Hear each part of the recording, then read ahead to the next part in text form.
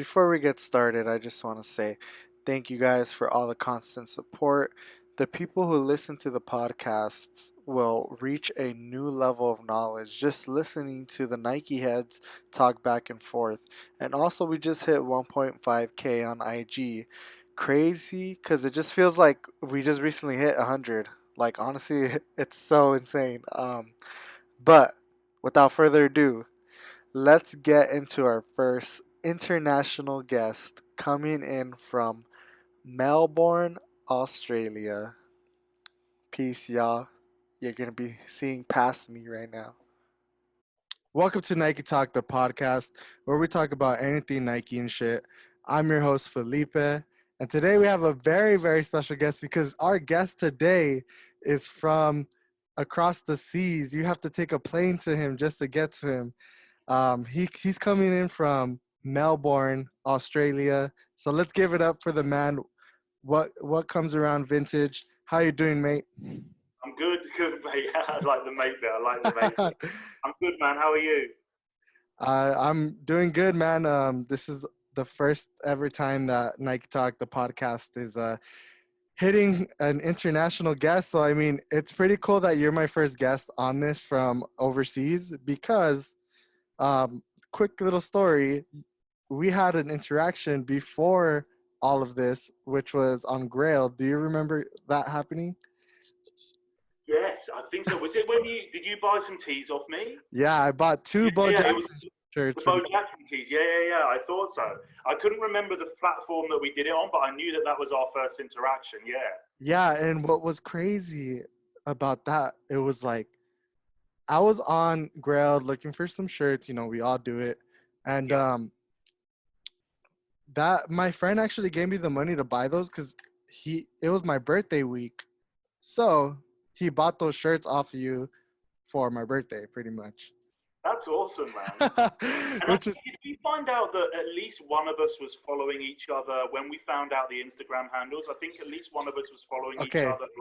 I think you were following me because you Yeah. you hit me up and you're like, "Hey, are you Supreme on IG?" I'm like, Yeah, definitely. Yeah. "Yeah." That was such a mind-boggling experience.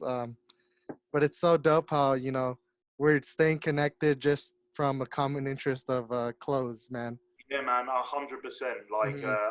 I think that, and I'll probably go on to talk about that a bit more anyway. But I think that that is probably up there as the top reason for being in this thing is just a crazy amount of people that you interact with around the world. And I think, like we're doing now, you stop and think sometimes, and you're like, "Geez, I'm talking to this guy, and it's my yesterday, and you're talking to me, and it's your tomorrow." Yeah, And we're man, talking. you're in the future, and Yeah, exactly. I'm on your flight right now, but mhm. just without the mags. But yeah, it's crazy, man, and it's such an important part of all of this, and why it's a great passion for all of us. I think is because you get to meet so many people from around the world, and I started my thing. I was living in Dubai, and I lost my job in Dubai, but I was always coming back to Australia a few months later. Mhm. So I started my Instagram handle as really just a kind of like a photo gallery for the stuff that I had. Yeah. And I started with that free time I had. I started buying up stuff that was nostalgic to me, and at that time, which was what, about 2.5 years ago, the stuff Mhm. that you would be able to pick up was actually quite a bit cheaper. Mhm. And I started it as a gallery for me, really, man. And then, as I'm sure you had the same sort of experience, people started looking at what I had and they started saying, "Oh, I really like that. I really can you source some for me, or could you source something that I want from that era?" And Mhm. I started to think, hey, well, I mean, what better way to be able to sort of service the community, be able to fund some of my own purchases, was to start to do some selling through it as well. And then the rest is history with it. But Mhm. yeah, it's that community that's kind of that's brought it about. That this is something that I kind of at the moment am doing full time. So Yeah. So let's get into this. You kind of gave a little bit of an introduction to yourself, but let's know about more. Like, so where do you live? How old are you? And something viewers might not know about you. yeah, cool, man. I mean, I'm living in Melbourne, so in Australia. I've been here 2 years nearly, I'm 38 years old, so I'm older of the generation. So I'm of the generation when I was watching The Last Dance. I remember watching those on VHS when my dad had to record them for me at whatever time in the morning in the UK. Yeah. But yeah, look, man, just I suppose probably one of the, and we're probably going to delve into it a little bit more. One of the probably the more interesting things that I tell people that wows them, and the people who follow me might already know this from previous podcasts, is that I've been into this stuff since I was 8 years old, man. Like, I mean, the Agassi was the first person that got me into this. Like when I saw that neon pop and all of that stuff from 1990, I was hooked. And like I say to people, they ask me like kind of what really is your drive for this, and it really is truly nostalgia. Like I wasn't allowed these things, not allowed, but I was allowed them in very minimal quantities as a kid. It would be really special for me to get an Agassi polo or to get a Jordan tee. I was going down to the local markets and buying all the fakes because I could just get more for the money. So honestly, when I was a kid going on holidays, so we would go on holidays to the, like as every British kid did, to the seaside town resorts, which were pretty shitty, but they're kind of where you go to on the holiday as a kid.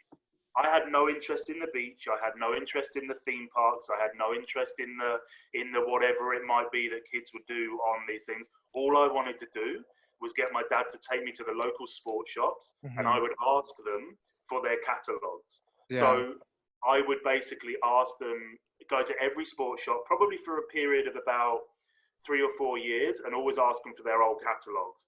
Yeah. I wish I'd kept some of those old catalogs, because some of the things that I got given by the sports stores that were stuff that they just would have thrown away in a couple of months' time anyway, were all of the 1990, 91, 92, all of those catalogs I had in my possession. And because I wasn't allowed to purchase the items or wasn't allowed to have the items, that was my kind of, that was my buzz, was to go through the catalogs and look at all the sneakers and look at all the stuff through the catalogs, really, man. So it's been ingrained in me from a very, very young age, and I suppose that's why it was kind of easy for me to be able to pick up on things that I would see. Now let's bring it back right here, because all you're saying is very true, because you sent me this the other day. Right here. Yeah. That's how old are you right there? I'm probably eight or nine there. So I'm pointing at what. So you see the Air Tech Challenge, the one to the right of the. So the Air Tech Challenge were too expensive for my parents. The one to the right of that was gonna be the first Nike shoe that I was ever gonna buy. So this is why I'm so happy in the window of the sports store. And this is in a place called Arras in France. So if you have any French followers, they'll know about Arras. And yeah, basically this was like a kind of a challenge court Air Tech Challenge line of the shoe. And that was the cheaper version that I was going to be able to get. Unfortunately, they didn't have my size, so I actually picked up, I don't think you can see it particularly in the photo, but on the kind of top row of the kind of Air TW and the cross-training shoes, I picked up those ones on the right-hand side. Yeah, you've got your... Is it this one right here? That one there, yeah, that's exactly the one. So that was my first ever Nike shoe, man. And I remember that day to, like, I mean, look at that. I mean, just look at that window display there. Like, if we could go back in time and have those shoes and they wouldn't fall apart on us, I mean, it's just there's some grails there. The Bo Jacksons, like the TWs are still one of my favorite ever Nike. So yeah, this is me 8 years old. This is Ali 8 years old, happy as anything, getting his first ever pair of Nikes. So yeah, I mean, I kind of can relate to this because my mom didn't buy any of this kind of stuff for me, and I didn't get exposed to wearing Nikes actually like until I started working and getting my own money. You know, I was able to buy my own stuff, and that's how I got exposed to it. But it's really dope that, you know, a lot of the people that are coming on the podcast, you know, they don't just love this shit, they're like in love with this shit, you know, like they love Nike, and it's so dope that, you know, you can come and, you know, show your story, and then you have a photo to back it up, which is so sick. Man, yeah, it's there. Yeah. Like, I mean, it's as like, yeah, so there's another one. This is in Paris. So this was my first ever balls tee. And that was a Nutmeg Mills, because Nutmeg Mills distributed in the UK. We didn't really have Salem back then, even though Salem, I feel like now, are probably the more sought after designs and stuff. Yeah. And that was I had the tracksuit. So this was probably, I was about 10 years old here. And this was and all of the stuff I got was in sale. So this would have been maybe I might have even been 11, because it would have, like 10, I would have been no, so maybe 12, 13, because this was the Jordan 8 tracksuit. Maybe I was lucky enough to get that for one Christmas, but most of the stuff I would have had like the next. The Jordan, is that the one with the big hit on the back? Yeah, the big hit on the back, and then the kind of furry yeah. thing on the front, and then the Nike hit on the sleeve. Man, I wish I still had that jacket. Even just I had the whole tracksuit. So and the Jordan 8s were my first ever pair of Jordans, which were again the year after. So I would have got those probably 1994, because they came out in 93, and it was the Aquas again to go with the tracksuit. But again, it would have been a sale hit, because I wasn't being afforded the pleasure of having the latest one. So this was me, like, probably kind of 12, 13 years old, man, and like it's I used to go through my dad's, the magazine GQ, right? I used to go through my dad's GQ just to find the Nike adverts, and there would be like the old Agassi adverts, very little Jordan ones, but of that era it was like early 90s, so there will be a lot of cross training and fitness workout stuff, because that Nike were trying to get on par with Reebok and Avia and stuff like that at that era. So a lot of advertising would be around the fitness stuff. So yeah, man, it's been kind of like it's been a journey for me that I've dipped in and out of over the years. Like, I've got to the point where I've sold my whole sneaker collection because I've needed to pay rent and things like that, or I felt like I've got over it, and then it always slowly creeps back in there. Oh yeah, I've sold shit, and like I'd be like, oh my gosh, why did I sell that? And then I like have to like get myself together to like try to buy it again, Yeah, man, I've got a story for you. The first ever time I went to Foot Patrol in London. I was looking for Foot Patrol. I hate their website. I hate their website. Yeah, especially when you're trying to get a drop. Like, you see that holding page, and you know that that's the way that's. But this was Foot Patrol, like before it became. So it was when it was like a small boutique store, as opposed to it's still small, but it's a bit more well known now. So I was walking past, and I saw a guy, what looked like was bringing back a pair of Evolution Pack 180s. And then I saw what he was swapping them for, and I couldn't believe my eyes, man. It was the Amsterdam Air Max 1s. So they got I don't know if do you know the shoe? The Amsterdam. I've never heard of it. I'll try and get a picture up I can try to pull it up on Google, so we can show the try viewers. and pull a picture up. I mean, it's a very sought after shoe. And basically, I went in, and they got like it had already dropped, and they got a secret redrop of some sizes. And I went in there, and I'm a US 11, and I was like, oh man, have you got a US 11? They were like, no, but we've got a US 10 and a half. And I was like, I'll take it. So it was £95. That was the retail of it. So I bought that. This shoe now goes for £1,500, something like that. I mean, and I sold it for £300. And at the time I was like, okay, that's good profit. But yeah, it was like, now I still rue the day that I got rid of that shoe, because it was just like awesome. So yeah, it's Air Max 1 Amsterdam. It's like a purpley blue colorway. It's by Pata, actually.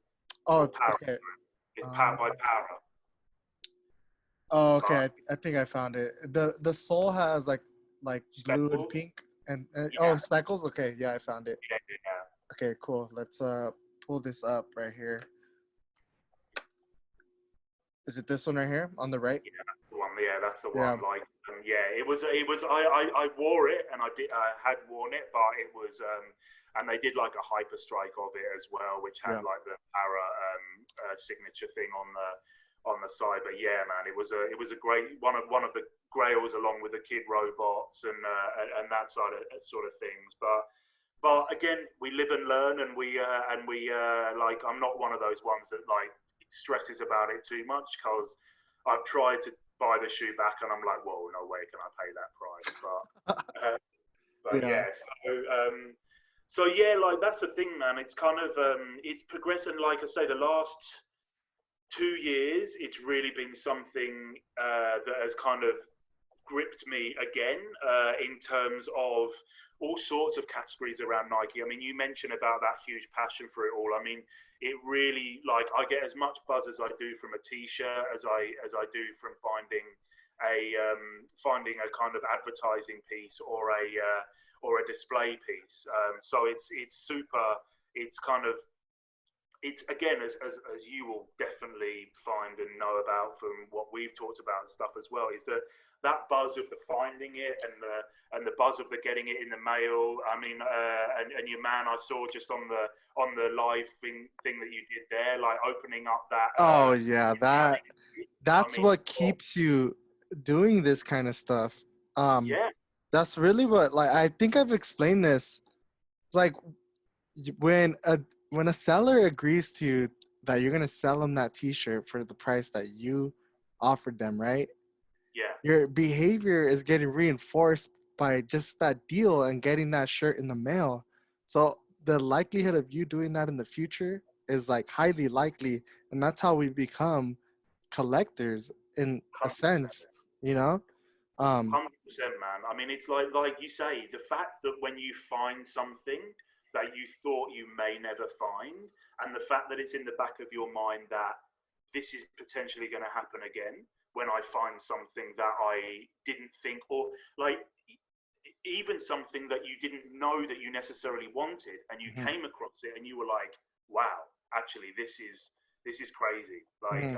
the fact that I can still get these pieces. I mean, I'll mention Manny again shortly, but Man, he rocks. yeah, and he does rock, and he does rock, and I mean, that's the thing. Like, he's so, like, we've discussed the fact that, again, him being in Portland, things like this, helping each other out and stuff like the fact that you can still get some of this stuff is just crazy. And I mean, I'll move on to showing you a couple of pieces that I wanted to show you before the T-shirts as well, which is some of Mhm. the stuff that I really love of the Nike collection. So I've brought some of my radios and some of the like a couple of the Walkman Yeah. pieces that I've got that Nike released in like the early 80s. So this piece here is is a workout tape God.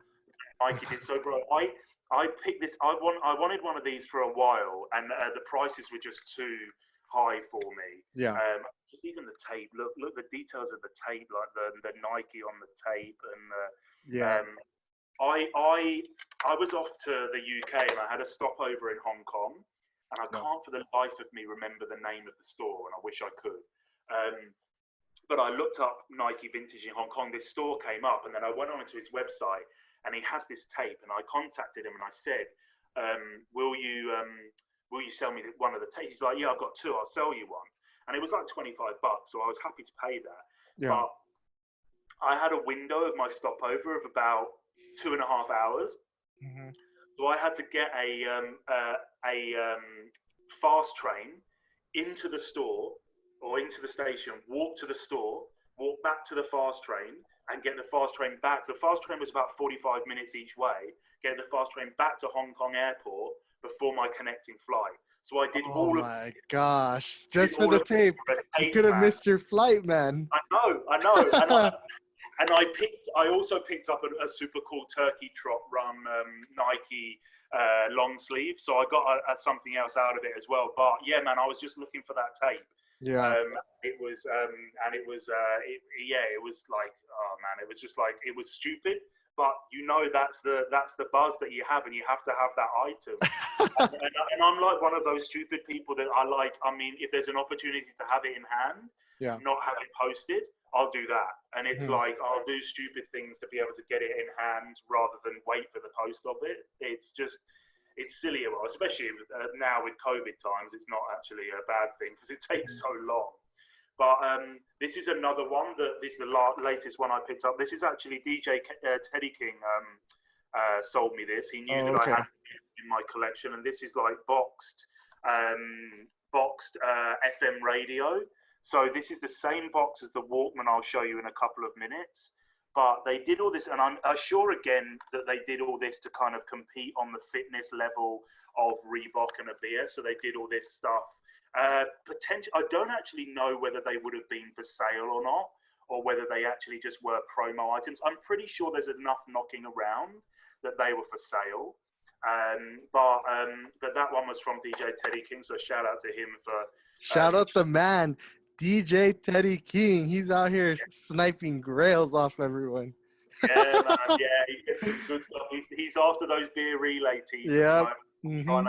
Trying to help him out with some guys from Malaysia, but it's difficult to locate them at the Yeah, moment, man. that's one question I got for you. We're gonna talk about Malaysia next. Yeah, Okay. cool. We'll do that. I'll quickly show you. So that's probably the one that most people know is again another radio clipped on the back there. Very 80s, early 90s Yeah, vibe to it. I think that one I've seen before.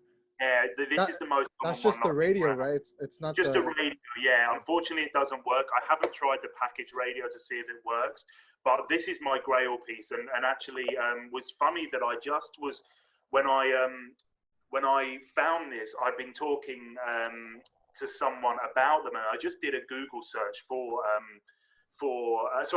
an eBay search for Nike Walkman, and I couldn't believe my eyes when this came up, man. This is the infrared cassette Walkman with the box and packaging as well. But this I've never seen another one for sale since. I know a couple of people that have them, but for sale I've never seen another one since. I don't And think I've ever seen the red one. I've seen. Isn't there like a yellow one as well? yeah, I think there is a yellow one, but yeah, this red one is, and it's like still kind of like Yeah. really good condition. And like when I found that, and I was like, it was $100, but I was like, I have to have that. Like Yeah. it was such a grail piece for me to get. But yeah, man. So Malaysia, right? Yeah. So it's Yeah. So how was that? Because I remember when it was probably like a couple months ago. Like I saw you were posting a lot of stuff, and you were actually out there in Malaysia. How was it, man? oh man, it's an incredible place. First of all, massive shout out to Malaysia. Like they are some of the most friendly, accommodating, and just generally good guys and gals to chat to. Like they are an amazing bunch of people. I love going over there all the time because people are so happy to see you, and people are they're not trying to screw you over. Like I go to markets there, right, and you'll go to a market and there'll be a heap of good stuff, man. Like there'll be a heap of good stuff, and like we managed to go. I went with a friend of mine, and we managed to go to 4 markets overall. 2 of them we found out about while we were over there, and they actually ended up being two of the better ones. But yeah, man, like they're so happy that someone's come over to their country, especially to kind of shop their stuff, because the markets they do, it seems like most of the time are for the locals. So they won't try and do the whole tourist thing of hiking up prices. Will actually be more willing to negotiate because they know that you've come a long way, etc., etc. So we mainly go to Kuala Lumpur, but we've been over to other parts of the country as well. Mm-hmm. But one of the markets that we did, you know the Nike book, Nike Chronicle. Obviously, a lot of your followers will know the book Nike Chronicle. So one of the main contributors to Nike Chronicle is a guy called Hatu Guni, Mm-hmm.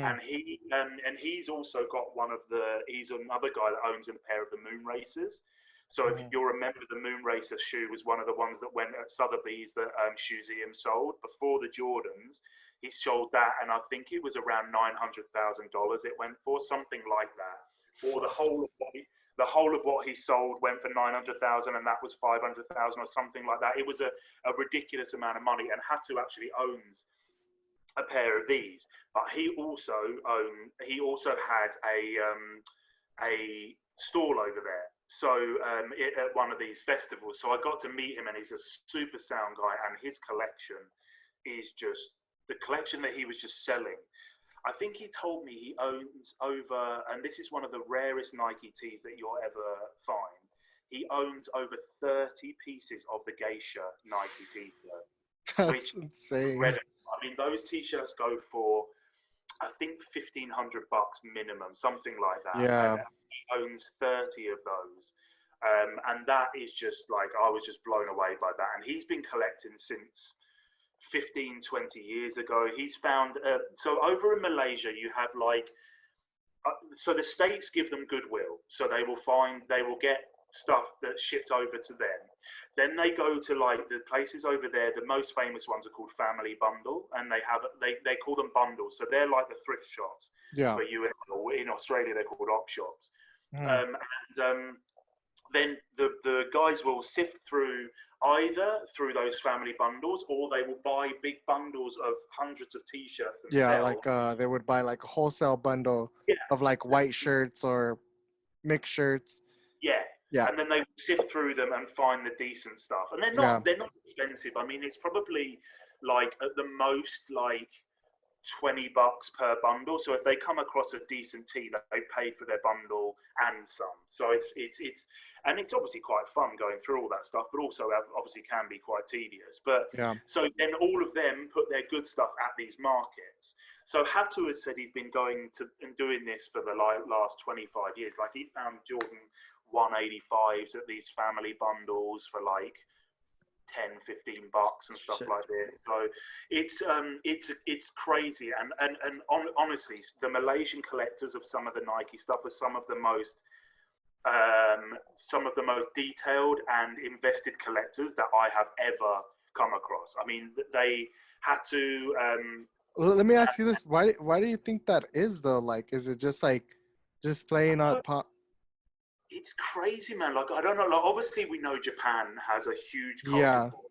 And Hmm. I understand with Japan because they have a huge culture for this in everything that they're into, such a subculture. Oh yeah. It's no surprise to me. Like I'm big into denim as well, and the subculture for denim is huge. And Hmm. it's no surprise to me that the subculture for Jordan bits is huge over there. Hence why Lightning Magazine and Clutch Magazine make all these books on it. But in Malaysia, it just like, but they have a huge culture for vintage, and it was Nike. It's now moving more into band tees and stuff like this. So there is still the big Nike stuff, but most of the time when you go to these markets, it's more kind of band tees and things like that they're moving into. And now luxury goods, like older luxury goods, like your Burberry stuff from the 90s and your early LV stuff and things like that. So it's definitely a subculture thing.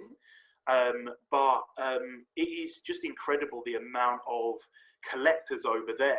So when you go on Grailed and stuff like that, if you filter down to like the countries that have got it, if you go onto Nike Vintage, behind the States, majority of the time, Malaysia is the one that's got the most available for sale. Bro, they got heat. Like, I mean, they got so much stuff over there. So I'm just afraid. I got scammed recently. I got Oh, scammed. yeah, Yeah, yeah, yeah. I got What, scammed on like, a fake Dennis Rodman, like a super good reprint, and it was pretty insane. That um, what was the Rodman Tee? it was the greenhead Rodman Tee.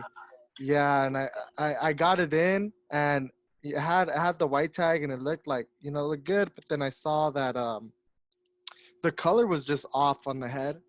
Like Yeah, I have it right here. Hold up. yeah. Show me, man. So I actually shipped it back because I'm trying to get my money back, and I'm working through like a PayPal case right now.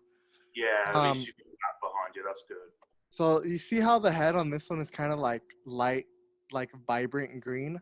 Yeah, I yeah. was I talked to Vu Vintage and I talked to Nike Tees, and Vu Vintage saw it wasn't like the right color, and then I hit up Jack, and when I hit up Jack, he was like, "Oh yeah, that's like one of those crazy Malaysian reprints," and then I showed him the picture of the jawline. It looked it looked like he got surgery on his jaw, the one that I had. It was all like, so it's kind of like a good decent jaw. The one that I had, let me pull up a photo of this because it was just Yeah, like yeah. I need to see them. ridiculous. Like It's easy Uh, to fall for though, man. Like even at the markets, they had like fake vintage, like because they do all the fake. Like you can tell from the print because the print looks very new, yeah. but they have like fake vintage '70s Nike with the Hanes Beefy tag Oh, yeah. or the Pinwheel tag.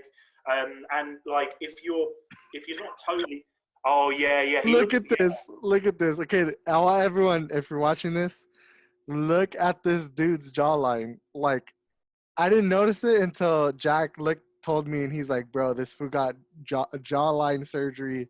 looks like um, he got very skinny as well. Like yeah. So look at the jawline, and then look at the tag. So this is my tee on the right, the XL, and yeah, this is the Malaysian one that I got from Malaysia. So yeah. it's I mean, like it's just be a faded tag, man. Like it's just they, it's yeah, it's weird because the tag was faded, but the shirt was in like really good condition. yeah, exactly. So Yeah. that's why because they're mass producing it. hmm So it was really crazy to just think about this stuff. But so you saw the jawline, and then just compare to Yeah, this one. yeah, man. Like that. It looked like he's doing one of those fish pal Instagram photos where you suck his cheeks. Kind of. Yeah, man. No, it is to like there is a lot of warning out there, and But there like is a lot of good people out there still that have oh yeah, there is, and the authentic thing is, stuff. you hmm just have to, as you have done, and as you've unfortunately learned the hard way, you just have to do checks with people. So I'll show you. I'll take you onto a couple of teas that I picked up there and that are in. So a little bit of very quick background on what I've collected over the years. Like the over the last couple of 3 years, it's always like it started back again with Agassi and Jordan, which is what got me into it as a kid. Then I slowly transitioned into more of like the origins of Nike and the running stuff. I wanted to show you because I don't know if you've read it or I don't know if you remember my post, but anybody who hasn't read this book, it's an awesome book which is done by Jeff Hollister, which was like the third employee of Nike ever, hmm and it's called Out of Nowhere, and you can get it on Amazon, but it's an amazing read. Like I feel it's better than Shoe Dog. It's an amazing read into understanding the marketing behind Nike and what they had to do, like versus Adidas back in the day and stuff like Yeah. that. It's such a good read. I highly recommend it. But so yeah, I got really into like the running stuff. So that's how I got chatting to Manny as well. And I'll show you one of the great grails that he sent my way. But this is one of my older, and I actually picked this up in Malaysia, and I did I did due diligence checks with Hatu. So this is one of my grail pieces. It's a hmm 1976 Honolulu Marathon Nike tee, and this is the back here. hmm And it's like I was after this for a long time. Like you can see, like the tags, like completely faded out and You gone, and you know, can just me that's one holding of the up. teas that if you're on Etsy and you see that tea for like $30, do Yeah, not buy it because that is a fake. And when I first got into Nike, like I saw that and I didn't understand it. Now I understand it. Like, but yeah. that's a crazy ass T-shirt. And like what you were saying, like with the education of people, you can see if I hold it up a little bit, you can see how thin the material is on it because you can see like that usually is a sign that it's older as well because like you say they're producing the teas on like the fake teas on kind of normal teas and just trying with the detailing. Yeah. But I ran it past Hatu and a friend of mine over in Malaysia. Shout out to those guys because they're such nice guys. And you can even see on here like there's bits where it would have like there's bits where there's old marks where they've even tried to patch those up over the years. So Oh I shit. think for the level of and the guy that I got it through had a few and I got this off it like Etsy and he'd only kind of dropped it like probably about 2-3 hours before I looked for it on there, just on the off chance. Yeah. So yeah, I picked this up in Malaysia. Unfortunately, I couldn't get it off him in hand for the time that I was going to be there, but he posted it DHL. So yeah, that's and you can tell, like, again, for people who want to know, when I saw the fake ones of these in the market, the print that you can see there is quite cracky and quite old and aged. The print of the kind of fake ones are usually pretty good, and they, like, as in, it's like usually pretty solid, and it feels very new. But again, I'm sure they'll get to points where they will find a way, like they have with all the sneakers, of making it even better Oh yeah. than it is now. Hmm. So this is my shout out to Manny. While I was over there, so Manny shouted me out for this, which I really appreciate. While I was over there and I was looking through Hatu's tees, both for DJ Teddy King and for Manny, they both saw my pictures that I put up, and they were like, "Dude, I'm so into this tee for me and this tee for me for DJ as well." And I was like, "Dude, like, I'm here. Like, this is the community. I've got no problem picking them up for you and posting them off to you. Like, you pop it. I can pay for it now. You pop it into PayPal whenever, and I can do that for you." So I did that for a beer. It was a pre Montreal run, pre Fontaine run tee for Manny, and it was a beer relays tee for DJ. So, and both of them have helped me out in the past. And DJ especially, because I got some stuff sent to his in the States, like some Tom Sachs stuff that it's extortionate to post to anywhere outside the States. So he helped me out there and some teas. So I was more than happy to do it. And one of the things that Manny did to repay was that he knew that I was after a pinwheel tee, and especially this tee here. Hmm. So this is a 10K family run, one of the most kind of sought after pinwheel tees from Eugene, Oregon, which is where a majority of the runs were held in the beginnings of the Nike days. But just check that pinwheel back here. I Yeah, mean, that that's one's crazy.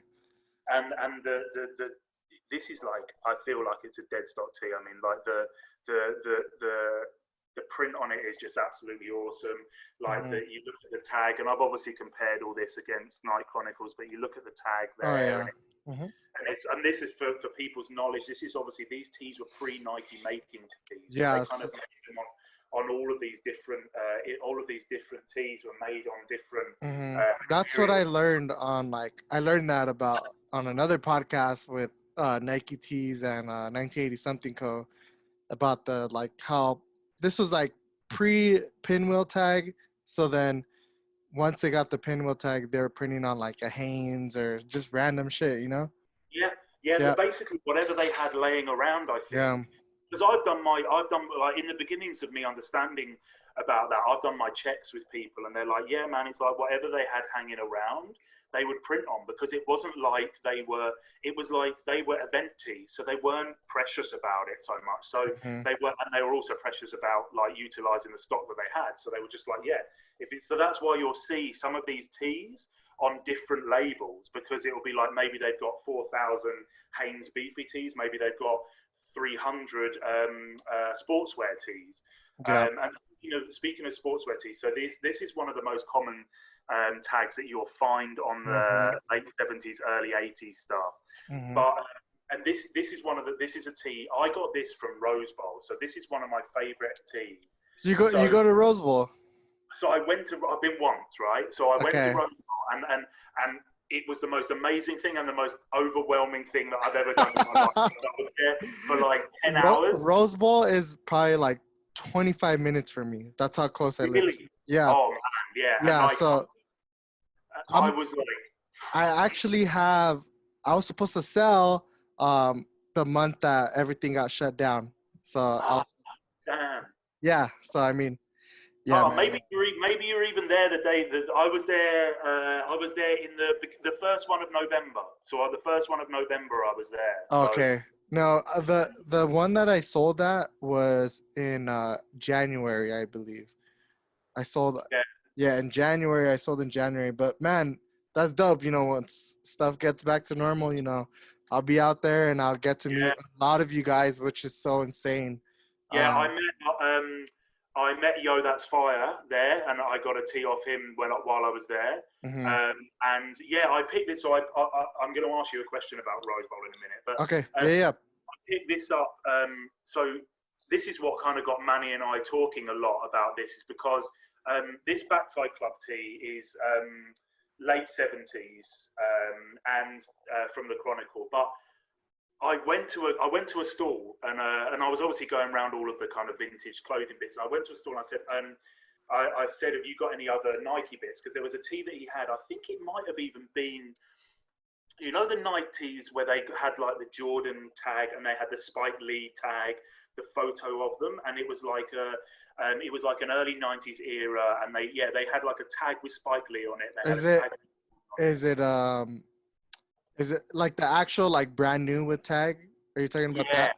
yeah. Okay, yeah. It looks like a T-shirt and it's like Spike Lee. Yes, that's exactly it. Yeah, Okay, that's yeah. exactly it. So I looked at that guy's one, and I was like, oh, I think he was asking $130, and I couldn't Yeah. afford it at the time. And then I was like, have you got any other Nike? And he showed me something, and then he showed me that, and I was like, how much for that? And I was kind of keeping my cool, and he was like, oh, it's $60. And I was Yeah. like, okay, okay, I think I'll take that. And I just don't think he knew what he had. He didn't know. Yeah, I mean, for the most part, I mean, that's gonna happen like to people like, and I was talking about this to Camille and Jack like just today, like probably like a couple hours ago. The homie Thrift Season reposted his homie that he found a pair of 1985 metallic blue lows at the bins. Whoa. Yeah, That's at the bins, incredible. right? Now, I DM'd the guy and I told him, yo, that's an insane find. Congrats, right? He DMs me back, yeah, it's crazy, man. Like, I got a fair price for him, 150. He sold them for 150, bro. And like, What? Whoa. oh my gosh, like he sold it for 150. Like, I mean, and it's like, I don't know, like I'm not gonna, this is me. I'll tell you what they're worth if you ask me. Just ask me, Yeah. right? Yeah. I don't want to go out there and be like, oh, you know, those are like, that's like potentially a $1,000 shoe right there. Yeah. And the reason why I don't want to do that is because you have to respect that all of us are like in the same type of game, right? Yeah. And Exactly. that happens, you know, Yeah. that happens. Yeah. I mean, it does, man. And that, exactly as you say, and that's the thing. Yeah, It's like I that's probably my best come up from that Rose Bowl, yeah, and I knew that it was going to a home where I knew that I would appreciate it.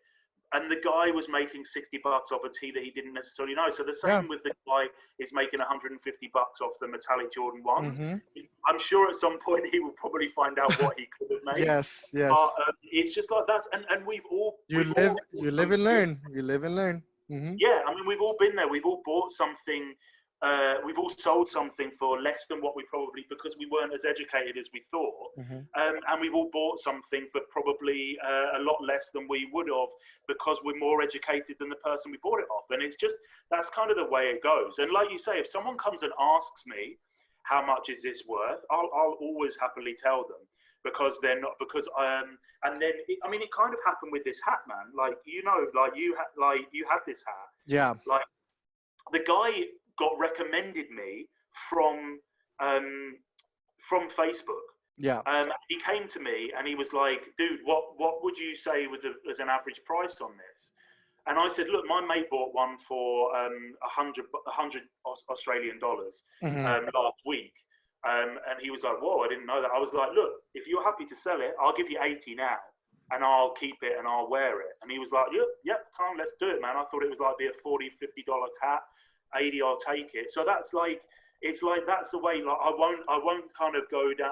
I see it a little bit like American Pickers.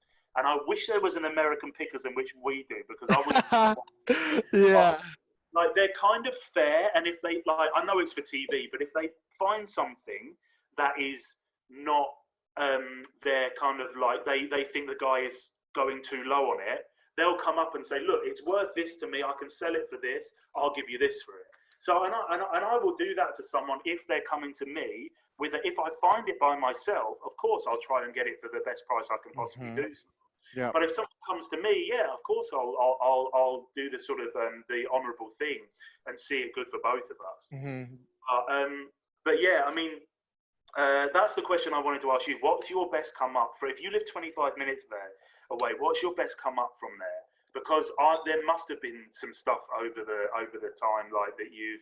No, like I've really haven't had like a best come up at the Rose Bowl. It's kind of like I don't know, cause like for me Rose Bowl, like I know how it functions and I know the sellers and I know like a lot of these people are like educated on stuff. The only way you really find stuff if you go to the Rose Bowl, there's like um rag houses and like different like recycling clothing companies that go out and sell like pretty much kind of like a wholesale price. Are they the And guys that just dump it on the they floor and just then dump it on go? the floor Yeah, or like yeah, like I mean it that stuff it still is kind of like sorted through, but sometimes you can find something. But yeah. I don't think I've had a like a crazy Rose Bowl come up, but I think the only like big come up I've had lately, let's see.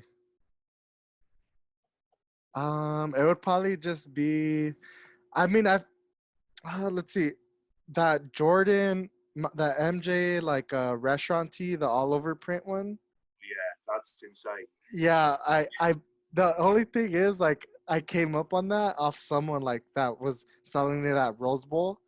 Now he had it like um hanging and he was asking 150 for it, right? I think I remember that maybe even at the road. Like when you got it? Did you get that in January? I actually no. So I saw it in January, right? When I was selling because the seller was right across from my booth. It was my I'm pretty booth and sure I saw that in November. I'm pretty sure it was there in yeah, November as well. it's I think it's his name's mintage.ca. Yeah, He's on the fence like all the way in the back and I saw that and like like at the time I just didn't have the money for that kind of stuff, and like it was dope to see, yeah, but I kind of like looked at it and like I had it in the back of my mind and I hit him up probably like a couple months ago. I was like, "Hey, is this for sale?" He said, "Yeah, I'm asking 150 for it." I think it was 150. So we came up with the deal. He sold to me for like I think yeah, like 145 or something like that. So I bought yeah. it. Now I had it, but then I just didn't see it like anywhere. Like it was like one of those tees, and I saw it. Nike tees are the shit. He had one on his website because sometimes I go on his website to reference stuff, Yeah, and I see the sold listings, and he said yeah, like he had one, and I couldn't find it, and I think what was crazy like a lot of people were going crazy for it, and I sold it for like about I think it might have been like 275 or something. that's Yeah, good. and I bought it for like 150. So then the next time around when I found it, I was like, okay, I know what I have to buy it for. So I bought it. The next one I bought, I think I probably paid like 220 for it and I sold it for like 300. So like I'm still like I'll still cash out on the pieces, right? Cuz that's Yeah. a lot of money like Oh to my pay. god, that's a lot of money, and Yeah, it's it's risky, man. yeah. And you're exactly the same as me. There's pieces that I've cashed out on, but I've had to pay a lot of money for them, and it's a Yeah. risk. It's funny you say that about the restaurant team, man, because there's actually one here in Melbourne. Like Mhm. the guy's official vintage is their handle, and they're one of the biggest kind of vintage sellers probably around Melbourne in terms of stock and stuff like that, and they've got one hanging in their store Yeah. in the warehouse. And as far as I'm aware, they might have sold it now, but they would have sold it again for a pretty hefty penny. Yeah. So yeah, man, it's a great tea. I love that. I mean, and some of the and I also speak to a guy that regularly buys off me and stuff as well. A guy called Trey who's from America but lives in Sydney, and he used to work in the restaurant. So Oh, that guy. Yes, Trey. yeah, Trey yeah, always you he's know him. always hitting me up and like Yeah, he gave me this like brief like synopsis of like he used to work there and stuff and I was like tripping out like damn, this is yeah. crazy. You should have like, hauled all of those sale tees and stuff like that and things like that. But yeah, he's often looking for 85 Jordan stuff, but Yeah. also stuff Hmm. that he wore when he was younger, and he often shows me pictures of him when he was wearing it and stuff. But yeah, he's a good guy, and like Yeah, he used to work there. I was like, wow, man, like the amount of like like merchandise you would have seen Yeah. go through is Shout out awesome. that guy because he was like talking to me, and then like I was like going on his Instagram, and I was like, bruh, he's cutting like he cuts like famous people's hairs. Yeah, Yeah. yeah, And I was like, bro, what the heck is this? Like, this is so crazy. But shout out that man. He's always interacting with my stuff, and he's cool. yeah. He's a good guy, man. Mhm. I'll show you a couple more bits while we're here. So again, like I said, I'm big into the Agassi stuff as well. Yeah. So this is one of my. So this is a dead stock 1990 Challenge Court range tee. But what I love about it is the tags. So you Ooh. get probably for me, arguably the best Nike tag ever made Yeah. is Challenge Court tag. But then I remember this as a kid that they came with this grey one behind it as well. Hmm. So like it's kind of that, and I remember that like very like early '90s Nike kind of, you can see it properly, the kind of the lines that go through the tag, Yeah. but it's just like this level of detail like on the tags and things like that that you just don't get anymore, and like Hmm. quality. I mean, you can see like the tag up on the actual shirt and just the quality of. I mean, like now we know dry fit and stuff like this, how they play tennis in these in like the sweltering conditions. Yeah. But it's just, yeah, this is one that I've got a couple of shirts that I will wear. But this one I think I'll keep dead stock, and then that's like the similar back hit as well. Hmm. I'm a sucker for the kind of the neon stuff You as you well. got you got some shorts. Some do you have the shorts for those? The I denim. sold them recently, so Yeah. the dead stock denim shorts that I Hmm. had, I sold them recently to a collector. Shout out to him, guy called Chili Willy, great name. And yeah, he bought them off me, but I love it, and he's rocked them as well, and I love it when they go to a good home like that. So Yep. yeah, and it's again another great connection that I've made through this. So this is another Agassi tee. This is one of my favourites because it was Mhm. it was a poster back in 1989, and they made it a tee as well. So this is the American version. I actually sold um, the um, the European version that I had, which the American version always comes up really boxy, but the European one, and the difference is like, so this one has like the pink kind of hit on the thing, and it has the Agassi on the front there, and it's more luminous, whereas the European one's a little bit more dulled down, but the fit is better.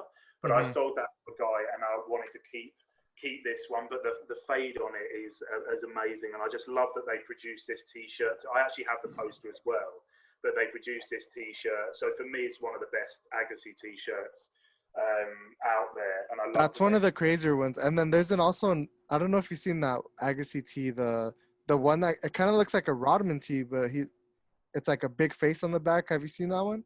Yes, yeah. A friend of mine had that for sale in a medium though, but it's great. Yeah, it's an amazing one. I think it came out the same era as that kind of Rodman Yeah. tee. But yeah, it's such a good tee, and it's got That. a good foot hit as Hmm. well. So I actually haven't brought much Jordan along here because I No, sort of. it's all good.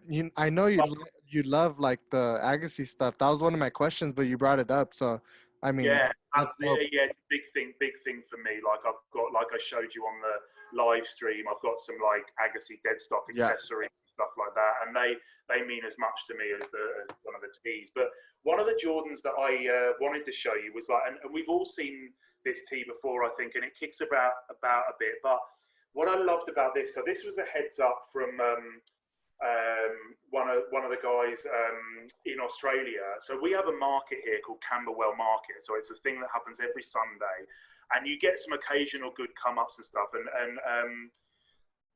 And one of the guy, Golden Triangle Vintage, basically was had a stall there, and he said, "Oh, Ali, like, have you seen the Jordan tee?"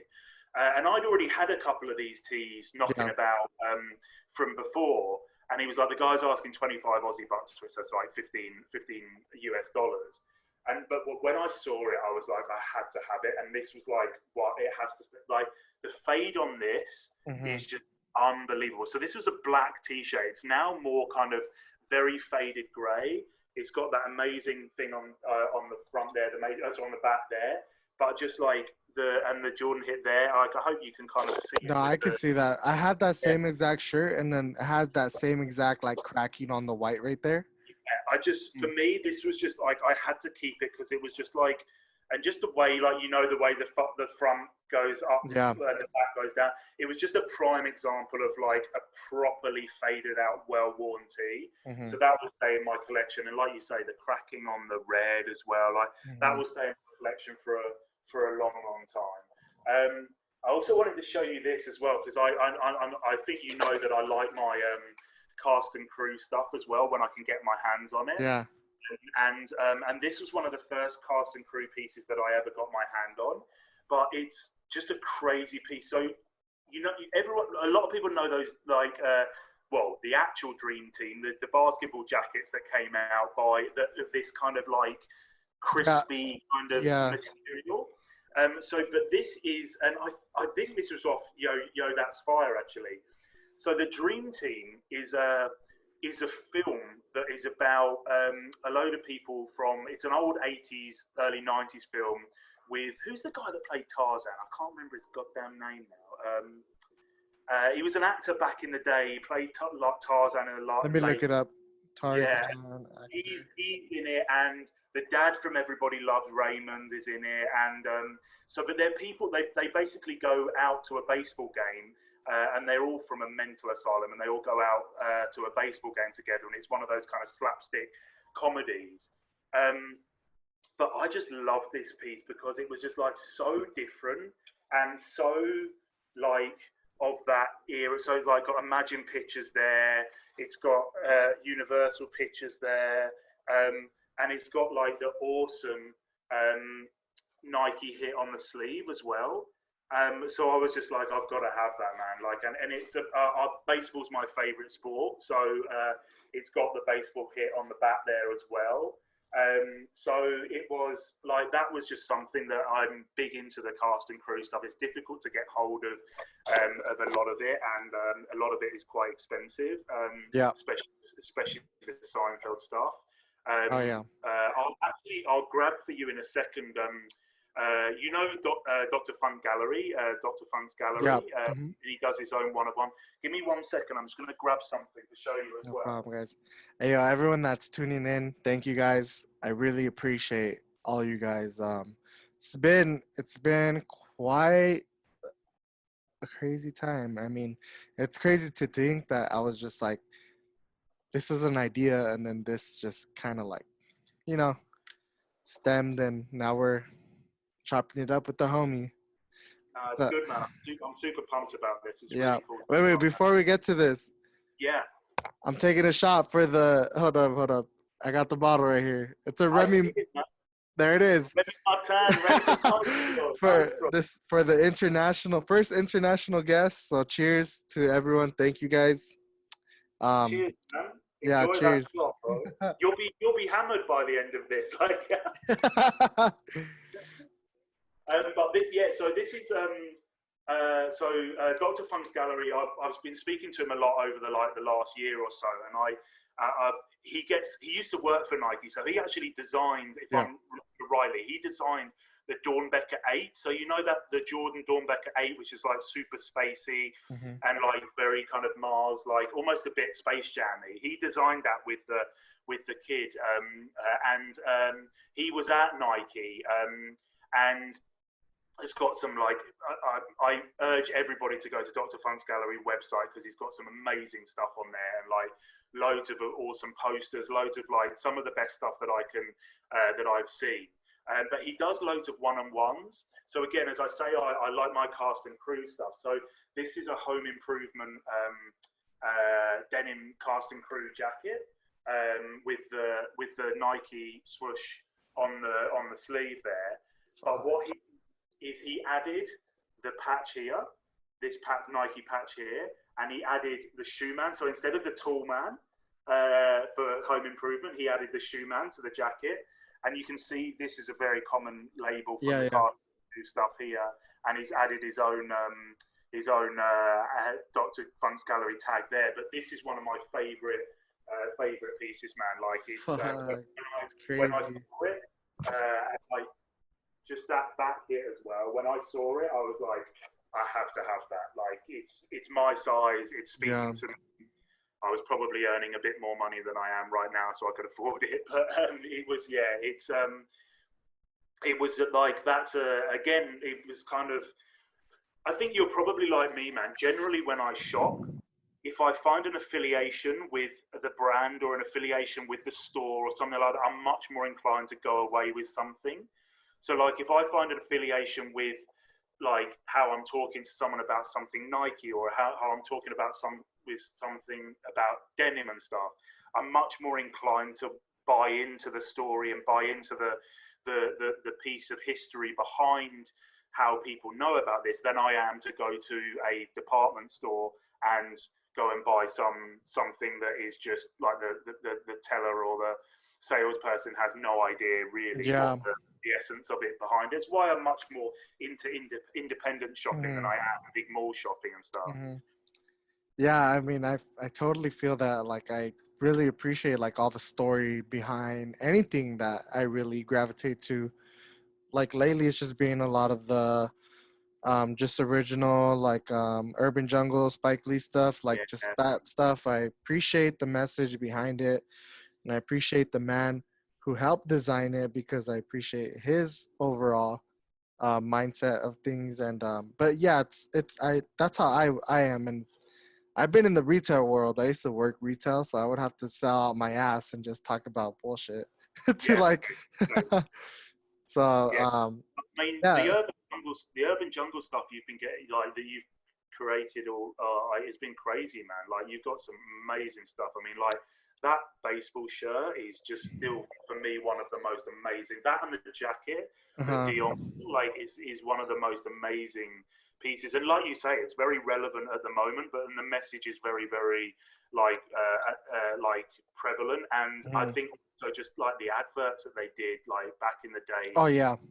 with Tim Hardaway, Chris Mullin, all those guys. Like it was just a crazy. Like again, I think it's like the similar to the kind of Agassi thing. The colors that they used and the message that they gave just like lured people into just loving that stuff.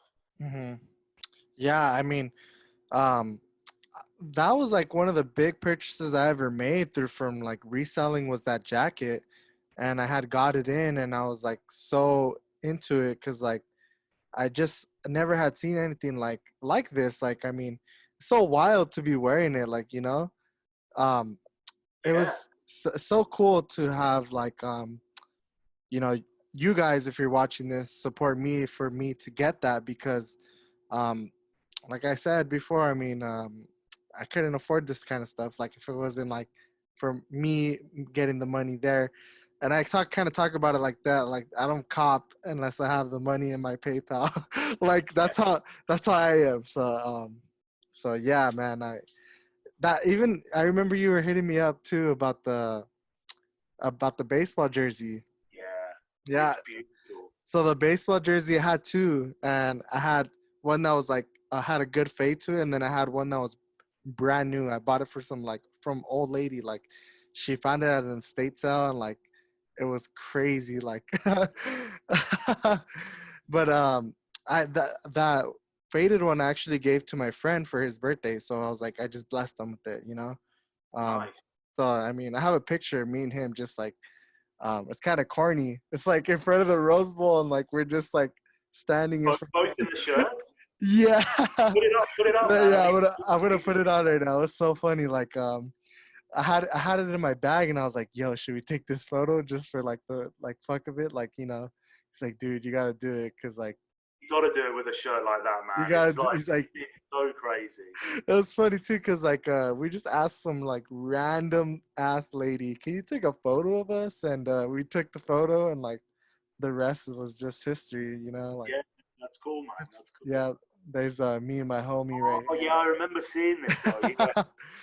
Yeah, that's super cool. um, yeah. So that's me and him right there, chilling, and the I had UNC's with this thing on, so off.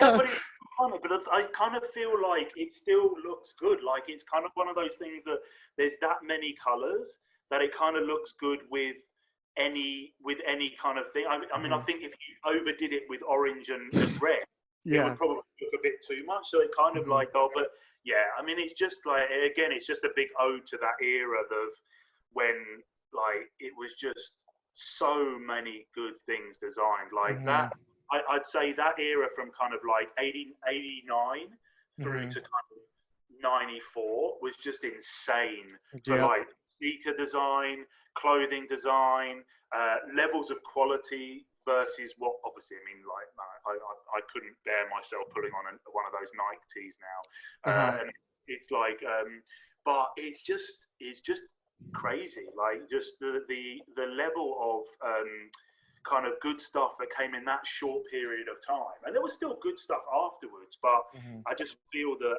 that kind of period of like 5 years was just so insane. It Yeah. was, and like I mean, you, I mean, I didn't grow up in that era, but I oh, of really, course, yeah, I really appreciate that stuff, you know, like, and I appreciate like talking to someone that grew up in that era, you know. I really appreciate like all that because, like, I mean, a lot of people kind of look at me too. I had an instant where someone was like really mad at me, like, cause just like I don't know, like I don't know what I did. They were kind of like testing me on my knowledge, and then like they kind of like I showed it to I think it's a Grail dot vintage. I don't know. He's in like yeah, Canada. yeah, Yeah, I know the guy, yeah. I showed it to him and he was like, "Dude, what is that guy tripping on?" Like he was going at me because like he was kind of testing my knowledge and stuff. And you know, like I'm not the most knowledgeable person, and I'll be totally honest with you. Like, I'm learning as I go, you know. So it's dope to like talk to like people who have more knowledge into this because then I get to learn, you know. But then I would say like it's as obviously opposed to what that guy's said to you. Like for Mhm. the you've got that extra, you've then got that extra level. Yeah, I've got the nostalgia of knowing it at that time, but you've also got that extra level of the learning about it for the first time, which is amazing. Like when you're into something and you're learning about it for the first time, I think that's equally as good as being someone, and nobody likes the person that's kind of snooty and looking down on you because you're not old enough to have known this in the beginnings. That's just Mhm. bullshit. One of the amazing things that I love about the kids here in Melbourne is Mhm. their ability to want to learn about the product and want to know about the stuff. And that's probably a question that I've got for you as well, because like, how old are you? You're I'm 20. I'm 23. 23. So Yeah. how does it like from your perspective looking at this stuff that so you were born in 97. 97, right? So how Okay. does it look to you to look at, I suppose it's similar to how I looked at the running stuff as well, but how does it look like from your perspective? How do you look at this stuff from the early 90s from being from someone that wasn't born when this stuff first came about? Well, I think at first when I first got into like, you know, really wearing clothes to kind of like because at the end of the day we wear clothes because like certain clothes because it makes us feel good, Yeah, you know? And I at first, you know, I wasn't the big fashion person, shoes person, so I didn't care. Like it was probably like until like my last 2 years of high school I started getting into it, you know? And like me looking back on a lot of the stuff, I think it's like really dope, you know, that um when I can finally like agree with the statement that a lot of people say they don't make it how they used to make it, you know? yeah, yeah, And getting all these items in hand and just like looking at them and comparing it to like what I had in my closet before, now I kind of can sympathize or, you know, relate, empathize with that statement, right? So I yeah, think it's really dope, a lot of the stuff that was coming out. I love the Bo Jackson stuff. My dad's a big Bo Jackson fan. yeah. I So remember you telling me that. whenever Yeah, I show him Bo Jackson or stuff like that, he's like, that's really cool, you know? And it's really I really appreciate like this whole like community of vintage items. I'm not for me it's I'm like knowledgeable like on Nike, A lot of people like they're into the music stuff, and I get that because at times in the times that like we go through in our lives, we have like different types of like music that relates to us, right? It goes through Yeah, like everyone's mind, so that's why music is such a big market in the vintage game, right? 100%. But yeah, like when I look at back, like answering your question, when I look back on it, it's really dope. Like I have 100% respect to like what like the era of like what was stuff coming out, like what it was back then, And I think there lies the answer to the dude who was pretty narky to you. Like the fact that I love the fact that that's your answer to it, because it's like that is just showing appreciation for something that you're really into. The fact that you didn't grow up being surrounded by that, or you grew up maybe being surrounded by the Nike things that you weren't allowed in the early 2000s versus like when I was in the early 90s. It's even more impressive to me that someone like yourself is then so into it, because it isn't necessarily, and I get it as well, and I feel that there's a lot of similarities between the way we think about things, but I get it as well. I wasn't into the, I was not even a star in my parents' eyes in the 70s. Yet the 70s, like stuff, because of the design of it, because of like I couldn't even fit my left arm in most of those tees. But For real, it's they're like, like crop top. oh man. But it's like artwork to me, and I think it's similar to what you're describing and how you feel about the quality of the early '90s stuff. Because I would argue that the quality of the late '80s, early '90s stuff is probably the best quality Nike's ever produced. Because the '70s tees, they were good, but they weren't the best quality cotton Yeah. ever, and a lot of them were 50-50. So when they're producing 100% cotton stuff made in USA, that was the era where it really is, and that's why we can now pick up tees from the 90s, still rock them, and still rock them for another 30 years, because the better faded they get, the better they just hold up. Yeah. Whereas you like, I mean, and again, we're doing our bit for the environment, so to speak, as well, because Yeah, you like I don't think honestly, like I'm not a big environmentalist like that, but at the same time, like it does come to my mind, like, dude, I'm not buying any clothes that are like brand new like that, you know? and those clothes are so disposable. And like I've seen some of the stats about the UK and its landfill. And like you think about like an H&M t-shirt, like if you bought an H&M t-shirt, you'd wash it once and it would be screwed. Whereas you Hell, yep, yep, yep. whereas you buy these t-shirts and you're literally investing in something. I mean, obviously it's not on the same level as like cars, watches, things like that, but you're investing in something that's going to last you. And actually, you're gonna. It's again why I'm into denim and stuff like that. Like you're gonna put your own mark on it at some point. Hopefully, not an awful paint mark or a soy mark down the front of it that you can't get out. But you're gonna wear it in, and you're gonna make your own thing of it. And it's like that's value for money in my aspect. And that's what I tell people if there are people that question the price, and less people do, I think now. But if there are people that question the price, I'm kind of like, well, look, this is how I see it. If you don't see it like that, that's absolutely fine, and it's not for you. Like you're not wanting to spend that amount of money on it, that's fine. But let me explain to you how I see it, and this is where the money is in it. Because Mm. the money, the creation of us getting it as well. I mean, that's not easy.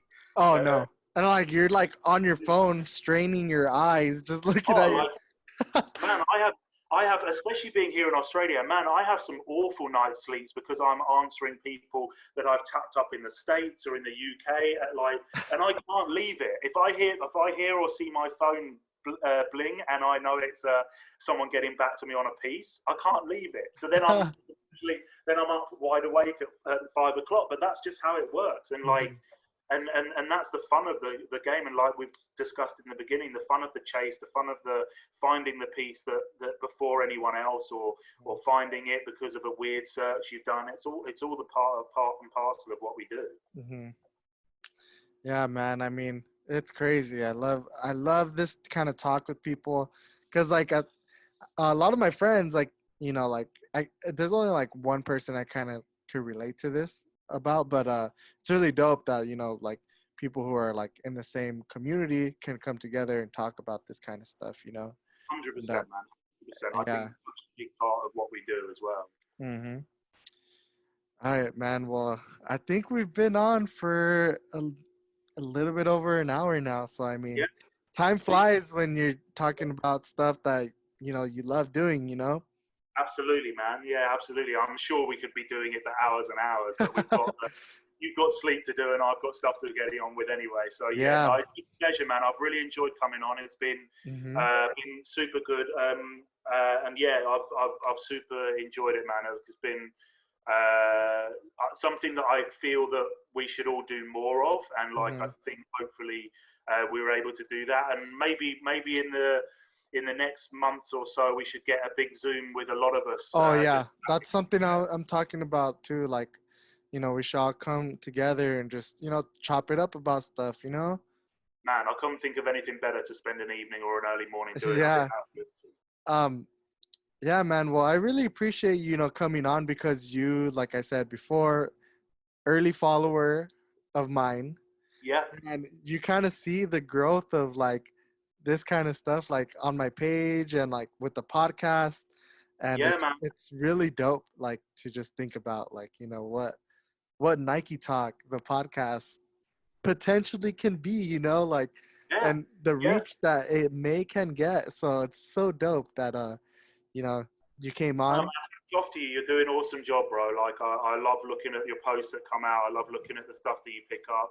We have Mhm. very similar tastes, so it's always really exciting. And I love looking at these podcasts, Mhm. and honestly, I'm honored to be part of it, man. It's been a really enjoyable hour.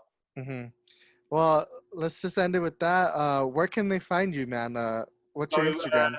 yeah, Instagram is what comes around underscore vintage. It's gonna So be right here. So follow the man right here. yeah, please do, man. And like we've been talking about, it's not just about selling stuff. Even if you just want to have a chat, like I like a legit check on something or some help somewhere down the line, I'm always here, man. I'm never gonna whether I have 2,000 followers or 20,000 followers, I'm always going to have time to help people out because that's exactly how I've been and got where I have got to so far in this game. So yeah, please give me a follow. What comes around underscore vintage.